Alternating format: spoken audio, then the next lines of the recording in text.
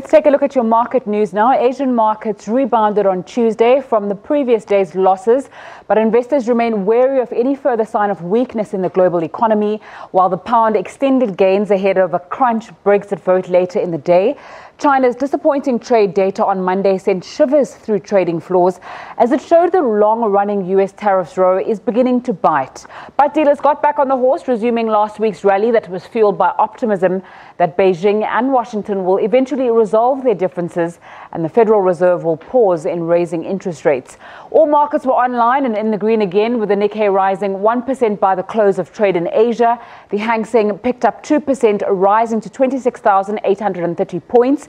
The composite in Shanghai was 1.4% to the good at close, climbing to 2,570 points.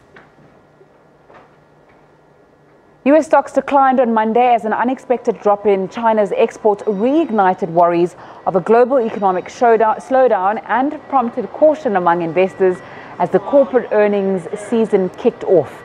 The Dow Jones Industrial fell 1/3% to end the day at 23,908 points. The S&P 500 was at 0.5% cheaper at 2,852 points, and the Nasdaq Composite weakened almost 1% to close at 6,905 points.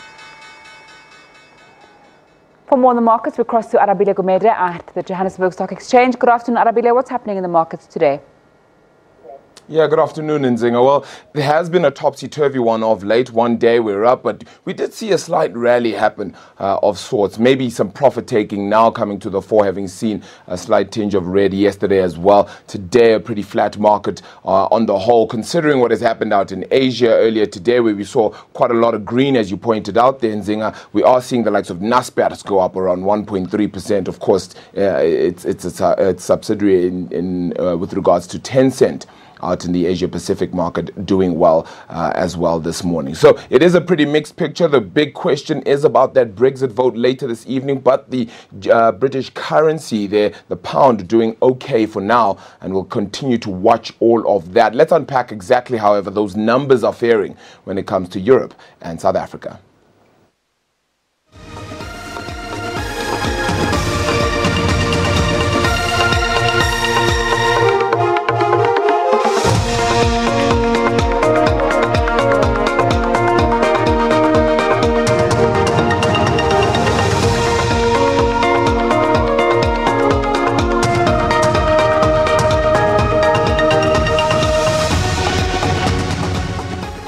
Let's get to that market picture now. Owen Senzangakhona is here joining us now from Nkunzi Wealth.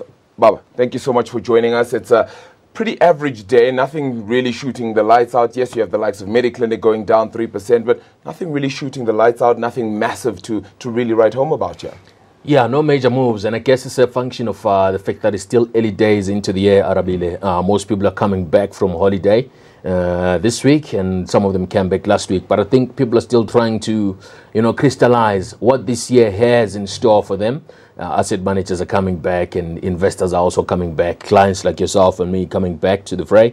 And, we're coming in, there's a whole lot of things happening around us that we still need to digest relative to where we were last year. You would think that with the market having closed down some 10-odd%, we'll come back in and guys will be aggressively buying the market. But the fact is there's still a continuation of all the same patterns that we saw and all the concerns that we had about our economy and the international economy as well last year, that we still need to get an understanding of what it means for the future of the markets in 2019. Yeah, we all want South Africa, of course, and the global market, I suppose, to rally for our own benefit in any way, right? So I guess a sense of optimism is necessary, but as you note, it's cautious optimism because you just had China come out with pretty horrible data.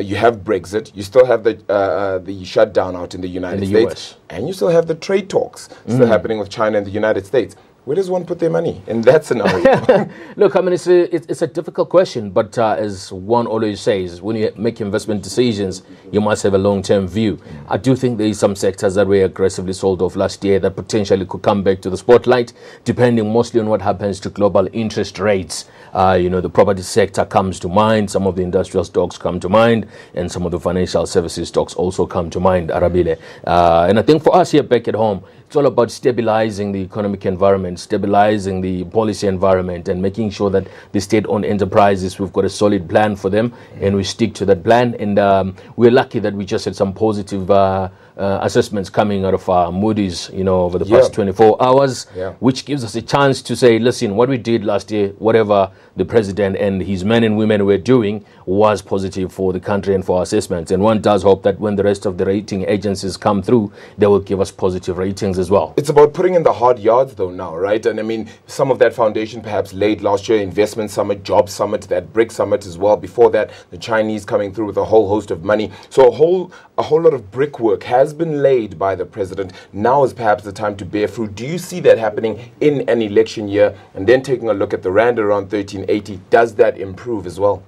Look, I mean, if you talk about the election year, really, I mean, I don't think that there'll be lots of surprises from the elections, in my humble view. Even the earlier postulations by people doing some numbers and some surveys indicate that the ANC will still be in charge of the country. And I think it'll take a long time to topple the ANC. But what we need is for the current leadership of the ANC and the government to make sure that whatever policy changes they promised us, they'll continue to be, implementing those processes and convincing the foreign investors that they can trust us with up to a total of $100 billion, over the next few years, just like the president's been trying to get last year. He did get, I think, about 30 billion of that in dollars. And I think that if we keep doing the right things post the elections, if there's peace post the elections, which I think we've managed to have over the past several years when we've had elections, I think that we should be able to create an environment where shareholders still come and invest in the country.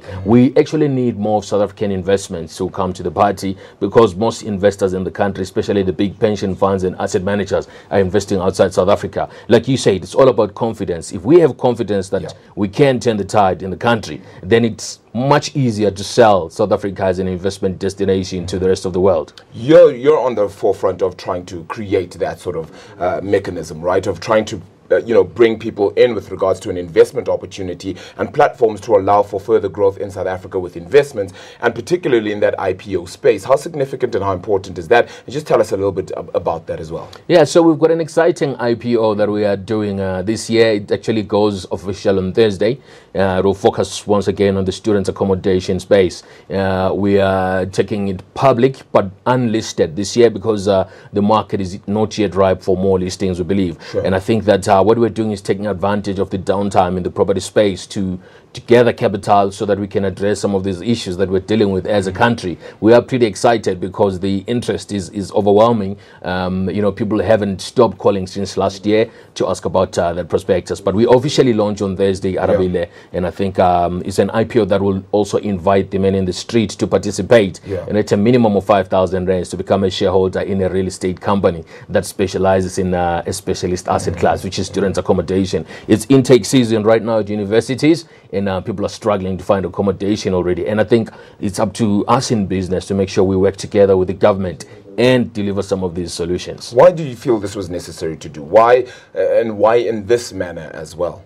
It's important, in my view, for business to continue to work with government, especially where we think the opportunities make sense. We've done our homework. We've spent 2 years investigating the space, and we've done a whole lot of work with big companies that play in the space who have given us confidence that, investing in real estate, especially specialized asset classes, is what the market generally is looking for right now, given what's happening with the traditional companies that are listed on the exchange, for example, that focus on everything.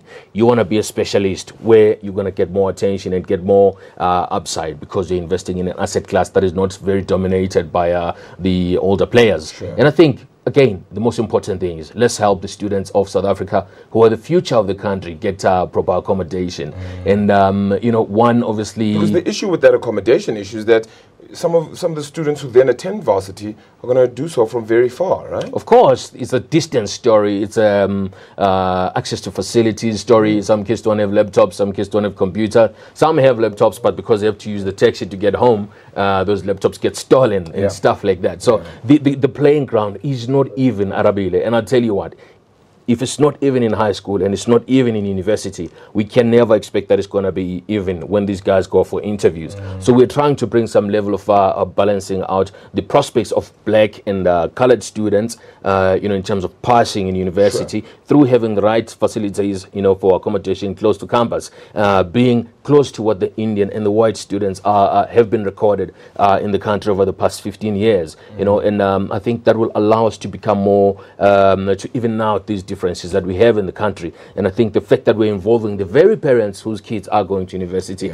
is an important dimension to it. And I think that when we announce the IPO on Thursday, people will be very surprised, pleasantly so as well, because it's very affordable. Best of luck to you for that, Owen. Really, really appreciate your time as well today, even chatting about that, not just talking the game, but really trying to add some perspective to it. That education space is one that we continue to obviously try to get into, unpack. What can we do to find solutions? Here is perhaps one solution in itself. The market, however, still pretty much flat thus far. The rand sitting around 13 rand 80 against the US dollar. It's been an interesting mark of late. Still, the oil price below $60 a barrel. All that and a whole host of issues coming through. Of course, that Brexit vote as well later this evening. But for now, that's where the buck stops. Nzinga joins you right after this. Do stay tuned.